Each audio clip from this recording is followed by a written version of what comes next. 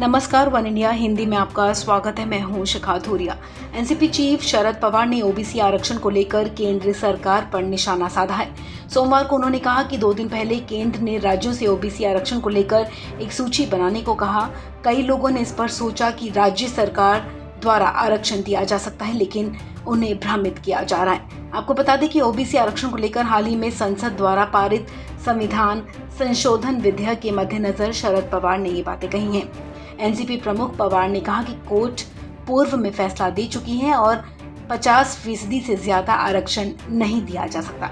अब केंद्र सरकार ने कहा कि राज्य ओबीसी आरक्षण को लेकर सूची तैयार कर सकते हैं और अपने स्तर पर फैसला कर सकते हैं। पवार के मुताबिक इसका कोई फायदा नहीं होगा, क्योंकि लगभग सभी राज्य 50% की सीमा पार कर चुके हैं। वहीं पिछले दिनों राज्यसभा में हुए हंगामे को लेकर एनसीपी प्रमुख शरद पवार ने कहा कि हंगामे के दौरान मार्शल बुलाना सांसदों पर हमला था। उन्होंने कहा कि 7 केंद्रीय मंत्रियों को मीडिया के सामने आकर सरकार की तरफ से सफाई देनी पड़ी। इसका मतलब ये है कि उनका विकेट कमजोर था।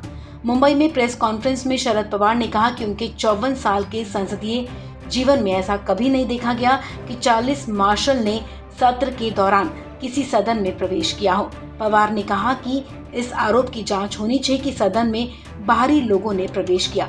वहीं एनसीपी प्रमुख ने ये भी मांग की कि कांग्रेस नेता अभिषेक मनु सिंघवी, पी चिदम्बरम और कपिल सिब्बल को पेगासस जासूसी मामले की जांच के लिए बनाई जाने वाली संसदीय समिति में शामिल किया जाना चाहिए।